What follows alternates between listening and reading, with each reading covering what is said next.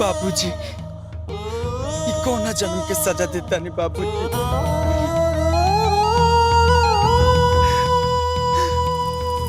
माई के मोला के बाद से जब हमारा छोट चोट लागे तो वो डॉक्टर के लाइन खड़ा कर देते रहे, और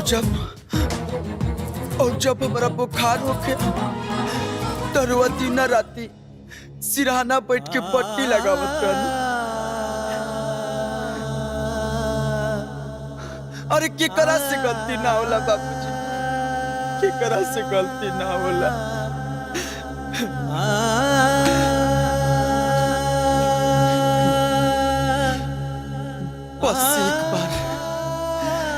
बस एक बार हमरा के सेवा करे के मौका दी ना बाबूजी। ए बाबूजी देखी, आज रोज तकलीफ में बानी तो हमरा के अपन फर्ज पूरा कर दी बाबूजी। बस एक बार हमरा के सेवा करे के मौका दी ना बाबूजी, बस एक बार।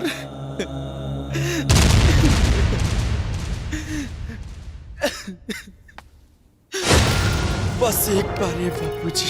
का भेल राजा? देखा ना कुसुम, बाबूजी हमरा के सेवा करे के नहीं दे।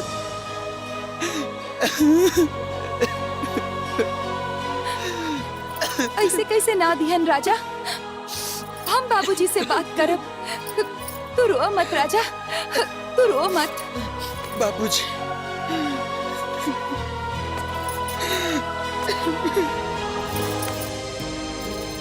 बाबूजी, इतना छोट सी गलती के इतना बड़ सजा। हमरा से कोनो गलती हो गई हत्ता हमारी जान ले ली, हमार गला दबा दी, लेकिन ये हाल में हम रवा के छोड़ के कहीं न जाए, कहीं न जाए बाबूजी।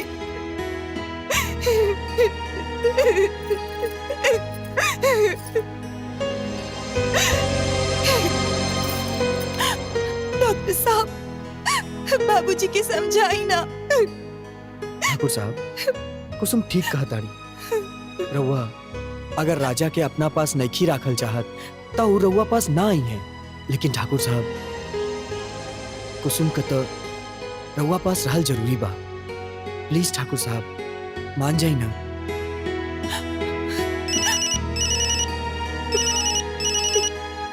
हेलो, हाँ बोली।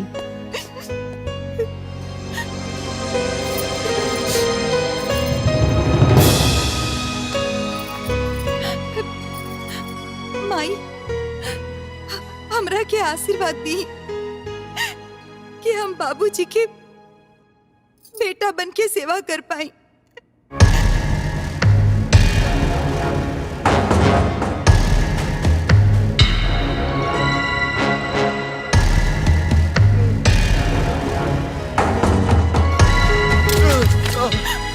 बाबूजी, बाबूजी,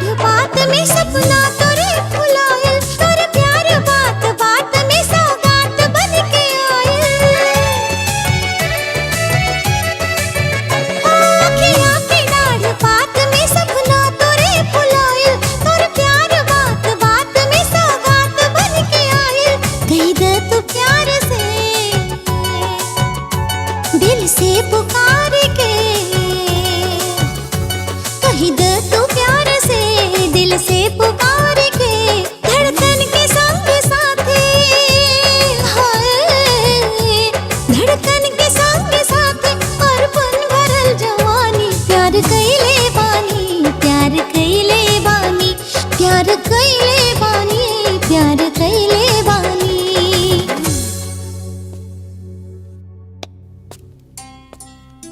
डॉक्टर साहब, बाबूजी की सेहत में सुधार हो रहल बा कि ना? देखा कुसुम, हम तो अपना तरफ से पूरा कोशिश करत हनी, लेकिन अब इनकर मालिक भगवान बाड़न। वैसे भी इनका दवा से ज्यादा दुआ के जरूरत बा।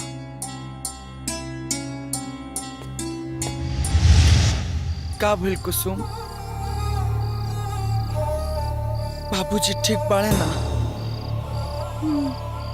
खाना खैला हन कि ना?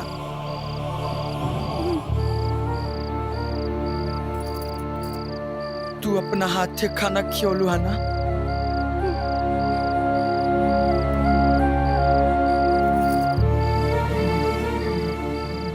माई की मोला के बाद बाबूजी अपना हाथे बहुते खाना खियौन कुसुम,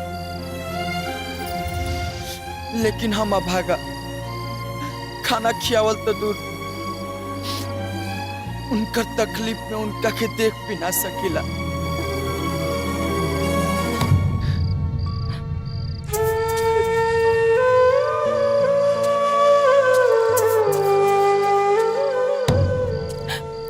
कुसुम,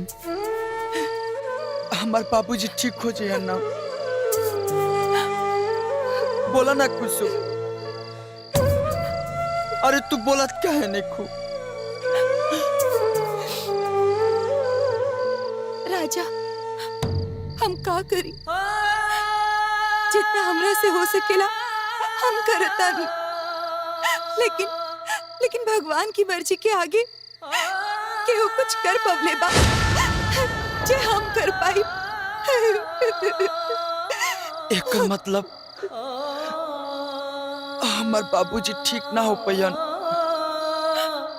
ना राजा ना, हम ये कब कहानी है? डॉक्टर साहब कहत रहलन हा कि सब भगवान के हाथ में बा। अब तक वो कुछ कर सकी है।